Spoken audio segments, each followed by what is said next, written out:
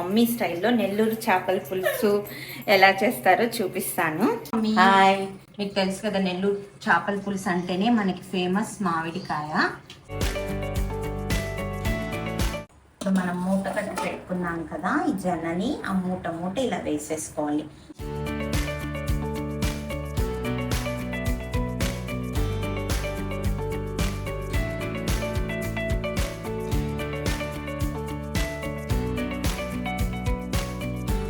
Hey guys, welcome back to my channel Praveena's fusion.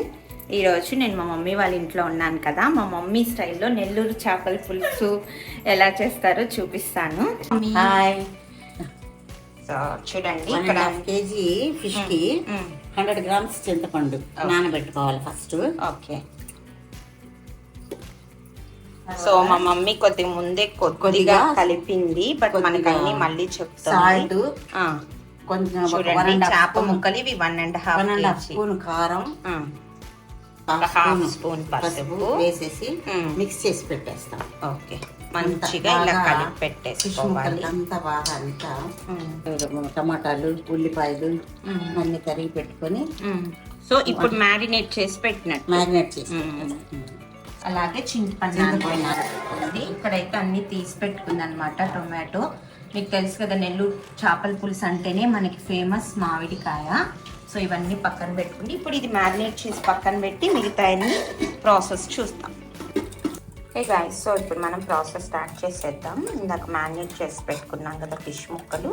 ఇప్పుడు ఇలా onion, ఒక మీడియం సైజ్ ఆనియన్ ఇలా కట్ చేసి పెట్టుకోవాలి. అలాగే టొమాటోస్, ఒక 2-3 పచ్చిమిరపకాయలు, పులుసులో పచ్చిమిరపకాయలు టేస్టీగా ఉంటాయి కదా అందుకని. అలాగే కరివేపాకు, మామిడికాయ వేసే ముందు కట్ చేసుకుందామని మమ్మీ అలానే పెట్టింది.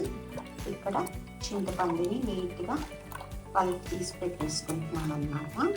సో చూసారా, ఇలాంటి గిన్నెలు మనం ఊర్లలోనే చూస్తాం కదా, బట్ వీటిల్లో వండితేనే చాలా బాగుంటుంది. ఏ మమ్మీ ఎంత వేస్తారు చెప్పు? 4 టేబుల్ స్పూన్ ఇలా కడాయి పెట్టి 4 రావాలి.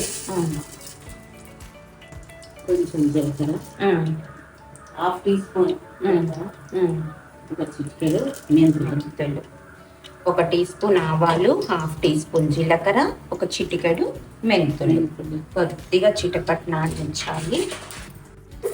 ఉల్లిపాయలు వేసేస్తాను నేను. ఉప్పు పెట్టుకుని అరగట్టుకుంటాను.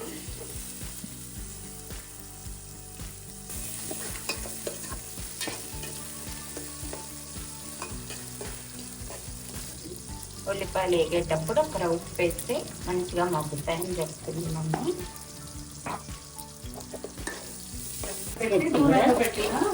కొంచెం వేసేసి పచ్చిమిర్చిగా కొంచెం వాడిన తర్వాత, అంటే ఎక్కువ వేయాల్సిన అవసరం లేదు ఉల్లిపాయలు కూడా. తర్వాత కరివేపాకు,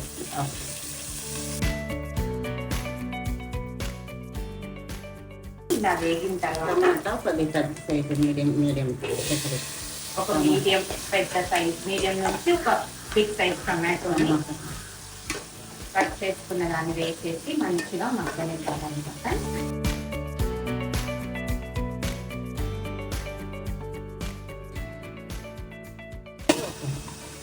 1 minute మూత పెట్టేసాను. ఒక 1 minute మగ్గనివ్వాలి అంతేనమ్మా. మన జొన్న ఎంత ఉందో దాన్ని బట్టి గుడ్డని కట్ చేసుకోండి. మెయిన్గా ఇలా పల్చగా ఉండాలన్నమాట క్లాత్. ఇది పులుసులో వేసే విధానం. దీన్నే మనం ఫ్రై కూడా చేయొచ్చు, బట్ పులుసులో వేస్తే మనకి ఆ పులుసులో ఉన్న ఉప్పు కారాలన్నీ పట్టేసి చక్కగా తినడానికి బాగుంటుంది అనమాట. ఇంకా మనం దీన్ని చేసేది ఏం లేదు, శుభ్రంగా కడిగేసుకొని ఇలాంటి పల్చటి గుడ్డలో ఒక మూటలా చూడండి,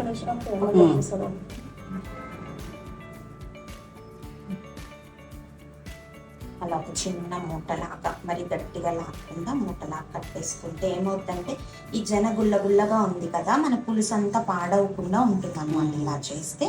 but at the same time పల్చగా ఉంది కాబట్టి గుడ్డ తర్వాత తినేటప్పుడు క్లాత్ తీసేసేసి చూపిస్తాం తినేటప్పుడు ఎలా తింటామనేది. బట్ ఇప్పుడైతే మనం చేపలకి మూటని కూడా ఇలా వేసేయచ్చు. ఇప్పుడు మనం మూట కట్టి పెట్టుకున్నాం కదా, ఈ జొన్నని ఆ మూట ఇలా వేసేసుకోవాలి. సో శుభ్రంగా పల్చగా ఉన్న స్క్రీన్ షాట్ పల్చగా ఉన్న ఒక మూట తీసుకుంటే ఇలా వేసేసుకొని చూడండి ఆ పులుసు కూడా దాని మీద అలా పోసేసుకుంటా. ఏమైనా అమ్మవాళ్ళు చేసే విధానమే విధానం కదా, ఏదో పద్ధతిగా ట్రెడిషన్గా. అంటే ఉప్పు తక్కువ ఉంది. అవునా?